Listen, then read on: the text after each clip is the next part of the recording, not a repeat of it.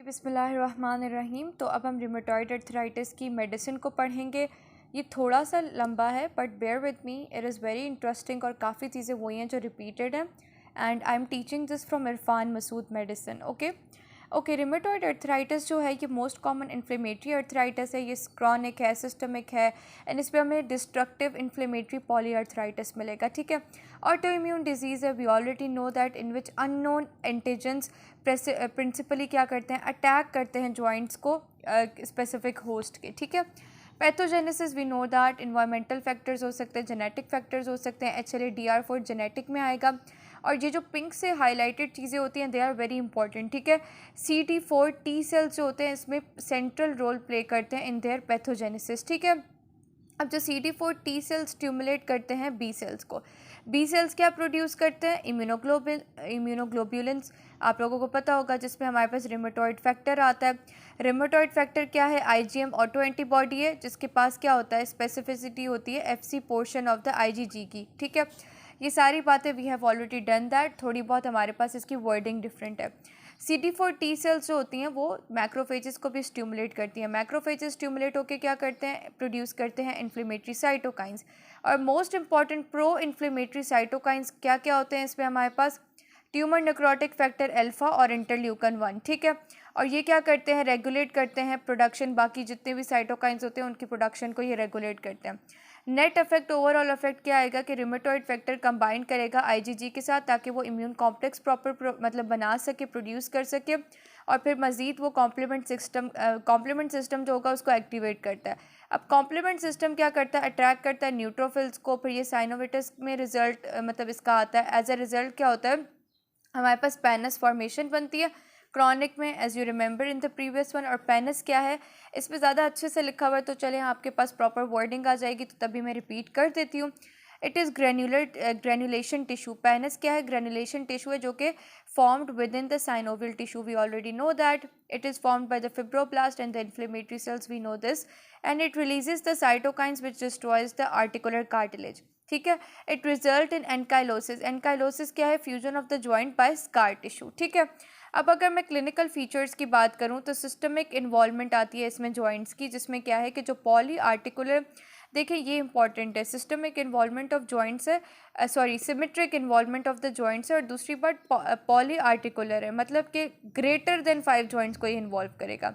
और इसमें क्या होता है कि पहले स्मॉल जॉइंट्स जो होते हैं वो इन्वॉल्व होते हैं, अफेक्ट पहले होते हैं। ठीक है, मॉर्निंग स्टिफनेस हमने पढ़ा था कि वो एक्टिविटी से इम्प्रूव हो जाती है, और इसमें वही systemic science, fever, fatigue, anorexia, weight loss, इसमें कॉन्स्टिट्यूशनल सिम्टम्स हमें मिलेंगे। ठीक है, अच्छा, दिस इज़ इम्पॉर्टेंट कि हमारे पास क्या होता है कि डायग्नोस्टिक क्राइटेरिया क्या है रिमेटॉइड अर्थराइटिस का। अब मैं आप लोगों को कुछ 8 सिम्टम्स मतलब बताऊंगी। ठीक है, अगर इनमें से हमारे पास ग्रेटर देन 4 सिम्टम्स आ रहे हैं तो मतलब कि कंफर्म डायग्नोसिस है रिमेटॉइड अर्थराइटिस का। ठीक है, पहला है अगर मॉर्निंग स्टिफनेस 1 घंटे से ज़्यादा तक रहती है।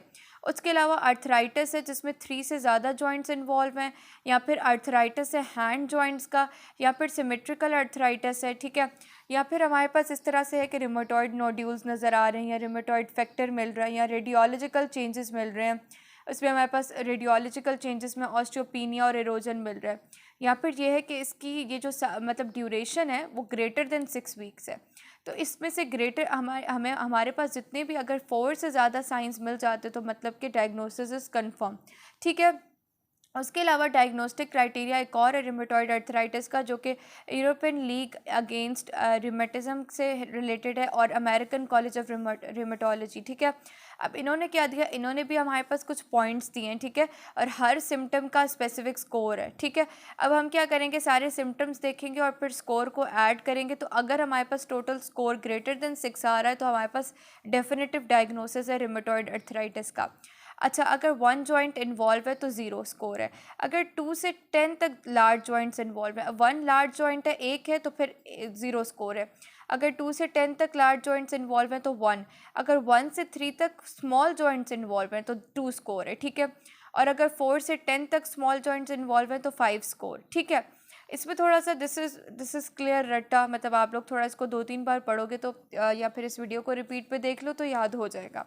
सीरोलॉजी में देखें तो नेगेटिव रिमेटॉइड फैक्टर और सीसीपी क्या होता है, साइक्लिक सिट्रुलिन पेप्टाइड होता है, ये टेस्ट होता है, मैंने पीछे बताया था, इसके 0 हैं।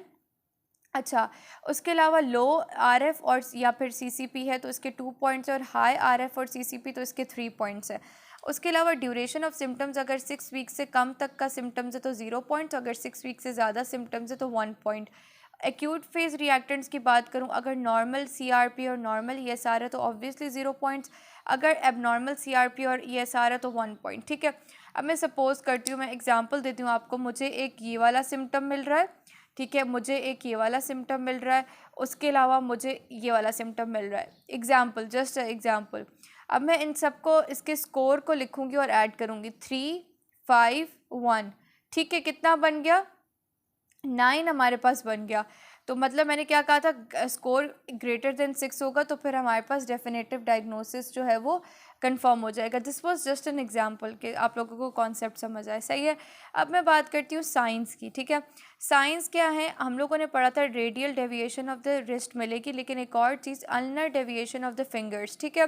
स्वान नेक डिफॉर्मिटी, मैंने प्रॉपर पैथोलॉजी में पिक्चर दिखाई थी। स्वान नेक डिफॉर्मिटी में बेसिकली होता क्या है कि जो प्रॉक्सिमल इंटरफेरेंशियल जॉइंट्स है उनकी हाइपर एक्सटेंशन होती है और डिस्टल इंटरफेरेंशियल जॉइंट्स की फ्लेक्शन होती है, ठीक है। उसके अलावा बॉटनियर्स डिफॉर्मिटी, जिसमें हमारे पास प्रॉक्सिमल इंटरफेरेंशियल जॉइंट्स की फ्लेक्शन होती है एंड डिस्टल इंटरफेरेंशियल जॉइंट्स की हाइपर एक्सटेंशन होती है, ऑल राइट। और कॉकअप टो डिफॉर्मिटी में क्या होता है, dorsal subluxation of the metatarsal plates, ठीक है, इस तरह से हो गया। अब देखें, अगर सर्वाइकल जॉइंट इन्वॉल्वमेंट है, ठीक है, अगर सर्वाइकल जॉइंट इन्वॉल्वमेंट हो तो इसकी मोस्ट कॉमन साइट जो होती है वो C1 और C2 होती है, ठीक है। अच्छा, उसके अलावा ऑलवेज जब भी अगर सर्वाइकल जॉइंट इन्वॉल्वमेंट है, अच्छा, हमने क्या करना होता है, हमने हमेशा सर्वाइकल स्पाइन की इमेजिंग को पहले परफॉर्म करना होता है before endotracheal intubation in the patients with rheumatoid arthritis, ठीक है। तो हमें एंडोट्रेकियल इंट्यूबेशन से पहले हम लोगों ने सर्वाइकल स्पाइन इमेजिंग को लाजमी करना होता है पहले, सही है। अच्छा, लैब फाइंडिंग्स की बात करूं तो ये याद रखना है आपने, CBC देखना है, क्यों अनीमिया को इसमें आप चेक करते हो, ESR, CRP, और ये सारी चीज़ें जो होती है ना, ये रिमेटॉइड अर्थराइटिस में रेज्ड होती हैं। पॉजिटिव एंटी न्यूक्लियर एंटीबॉडीज़ मिलेगा, और रिमेटॉइड फैक्टर के कुछ इसके हमारे पॉइंट्स हैं।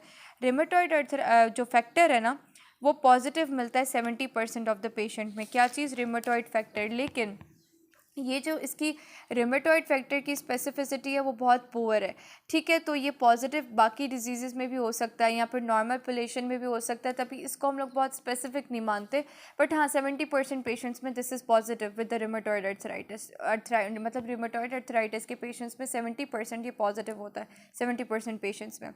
High titres are associated with more severe disease, ठीक है, एंड एक्स्ट्रा आर्टिकुलर डिजीज़। उसके अलावा NT-CCP, ठीक है, NT-CCP मैंने बताया था टेस्ट होता है, its sensitivity is similar to rheumatoid factor, वही 70% पेशेंट्स में पॉजिटिव होगा, लेकिन ये हायर स्पेसिफिसिटी है, इसकी स्पेसिफिसिटी रिमेटॉइड फैक्टर से ज़्यादा है, ग्रेटर देन 95% है।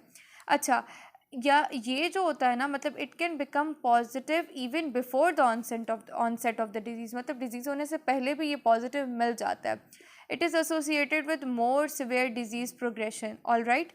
अच्छा, एक्सरे हम लोग करते हैं हैंड और रिस्ट का, तो इसमें symmetrical narrowing of the joint space मिलेगा, ठीक है।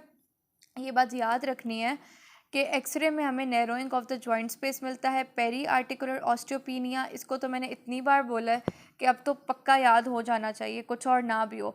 बोन इरोजन्स मिलेंगी एंड डिफॉर्मिटीज़ मिलेंगी, ऑल राइट। अब रिमेटॉइड जो अर्थराइटिस है उसमें एक्स्ट्रा आर्टिकुलर मैनिफेस्टेशंस भी होती हैं, ठीक है, जो अपार्ट फ्रॉम बोन और जगह भी अफेक्टेड होती हैं।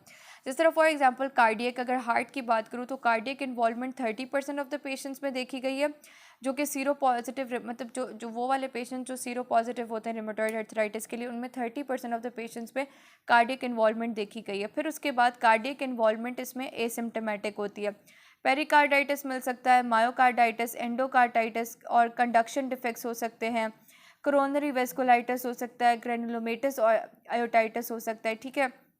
अच्छा, उसके अलावा जो रिस्क है ना कार्डियोवेस्कुलर डिजीज़ का, जो रिस्क है वो एनसेड्स और स्टेरॉइड से इंक्रीज़ होता है, और इनका रिस्क जो है वो डीमार्स और बायोलॉजिकल एजेंट से डिक्रीज़ होता है। दिस इज़ इम्पॉर्टेंट, सही है। उसके अलावा पल्मोनरी में बात करें तो पल्मोनरी फाइब्रोसिस ये बहुत इंपॉर्टेंट मोस्ट कॉमन मैनिफेस्टेशन है, ठीक है। इसमें हमारे पास पल्मोनरी फाइब्रोसिस जो है मोस्ट कॉमन है। उसके अलावा प्लूरल इफ्यूजन्स भी मिल सकती हैं एंड कैप्लन सिंड्रोम भी है हमारे पास। कैप्लन सिंड्रोम में क्या होता है, रिमेटॉइड आर्थराइटिस होता है, लंग नोड्यूल्स होते हैं एंड नीमोकोइसिस, ये 3 चीज़ें कंबाइन होती हैं, तो उसको हम लोग कहते हैं कैप्लन सिंड्रोम। न्यूरोलॉजिकल की बात करें तो सर्वाइकल कॉर्ड कंप्रेशन मिलेगा, ठीक है। उसके अलावा पेरिफेरल न्यूरोपैथी एंड मोनोन्यूराइटिस मल्टीप्लेक्स, ठीक है। अच्छा, अगर मैं रीनल की बात करूँ, किडनी की, तो ग्लोमेरुलोनेफ्राइटिस मिलेगा। नेफ्रोटिक सिंड्रोम क्यों, ये आप लोगों ने अगर रीनल मॉड्यूल में पढ़ा हो कि नेफ्रोटिक सिंड्रोम की वजह से अमाइलोइडोसिस होता है, जो कि या फिर कोई मतलब ये ड्यू टू अमाइलोइडोसिस और as a side effect of drug use for the treatment, तो इसमें ये वाले मसले हमें मिलते हैं रीनल में, ठीक है। अच्छा, ऑक्यूलर, इसमें हमारे पास क्या क्या मिलेगा, कैरेटो कंजक्टिवाइटिस सिक्का, इसमें क्या होती है, ड्राई आइज़ मिलती हैं और ये मोस्ट कॉमन मैनिफेस्टेशन है किसकी वजह से, सुजॉग्रन सिंड्रोम की वजह से, ठीक है। और इसमें हमें एपिस्क्लेराइटिस भी मिलेगा जो कि पेनलेस होता है, ठीक है। एपिस्क्लेराइटिस क्या होता है, पेनलेस होता है, और स्क्लेराइटिस जो होता है वो पेनफुल होता है, तो इन दोनों में से कोई भी मिल सकता है इसके साथ, ठीक है। उसके अलावा स्क्लेरोमलेशिया, ये क्या होता है, scleromalacia is a term that is use to describe painless bilateral thinning of the sclera, all right. उसके अलावा कॉर्नियल मेल्टिंग, ये क्या होता है, it occurs in long standing disease, जो लॉन्ग स्टैंडिंग डिजीज़ होता है मतलब काफ़ी अरसे तक है, तो कॉर्नियल मेल्टिंग तक बात आ जाती है, ठीक है। एसोसिएटेड विद सिस्टमिक वेस्कुलाइटिस, ठीक है। अच्छा, इसमें क्या होता है कि ये डिवेस्टेटिंग कॉम्प्लिकेशन है और इसमें कॉर्नियल थिनिंग हमें प्रॉपर मिलती है। अगर ये अनट्रीटेड रह जाए, इसको ट्रीट ना किया जाए, तो फिर ये कॉर्नियल परफॉर्मेशन में भी प्रोग्रेस कर सकता है, ठीक है। तो हम लोग इसमें क्या क्या देते हैं, हाई डोज स्टीरॉइड्स देते हैं और इम्यूनोसप्रेशन देते हैं, बिकॉज ऑलरेडी मतलब वी वांट, ये ऑटो इम्यून कंडीशंस हैं, तो वी वांट कि हम इम्यून सिस्टम को थोड़ा बहुत सप्रेस जितना कर सकते हैं करें। ठीक है। अगर मैं ब्लड की बात करूं, हेमाटोलॉजिक, तो अनीमिया मिलेगा, यूसिनोफिलिया मिलेगा और थ्रोम्बोसाइटोसिस मिलेगा, ठीक है। लिम्फेटिक्स की बात करें तो फेल्टी सिंड्रोम में क्या है, रिमेटॉइड आर्थराइटिस, स्प्लीनोमेगाली, न्यूट्रोपीनिया, इन तीनों का कॉम्बिनेशन है। लिम्फेडिनोपैथी, स्किन पिगमेंटेशन मिलेगी, ठीक है। उसके अलावा नॉर्मोसिटिक नॉर्मोक्रोमिक अनीमिया, थ्रोम्बोसाइटोपिनिया और इंक्रीज रिस्क होता है नॉन हॉजकिन लिम्फोमा का, ऑल राइट। अब क्या है, स्किन में हमारे पास रिमेटॉइड नोड्यूल्स मिलते हैं, ठीक है। अच्छा, it occurs almost exclusively in sero positive rheumatoid, मतलब ये सब में ही तकरीबन देखा गया है, ठीक है, जो सीरो पॉजिटिव रिमेटॉइड आर्थराइटिस होते हैं उन लोगों में। और उसके अलावा ये ना जहाँ पे जिन साइड्स पे प्रेशर ज़्यादा पड़ता है, जिस तरह for example extensor surfaces of the four arm, या फिर टेंडेंट्स को एक्लेस टेंडेंट्स की बात करें, टोस की बात करें, सैक्रम की बात करें, तो जिन जगहों पे ज़्यादा प्रेशर होता है वहाँ पे हमें रेमेटॉइड नोड्यूल्स मिलते हैं, ठीक है। अच्छा जी, फिर उसके बाद मैं बात करती हूँ क्लिनिकल पर्ल्स की। सीरो पॉजिटिव रिमेटॉइड आर्थराइटिस है, ठीक है, it refers to rheumatoid arthritis, ठीक है, with positive rheumatoid factor and positive anti CCP, जो मैंने अभी बताया था, ठीक है। तो सीरो पॉजिटिव में दोनों चीज़ें पॉजिटिव होती है, rheumatoid factor and anti CCP.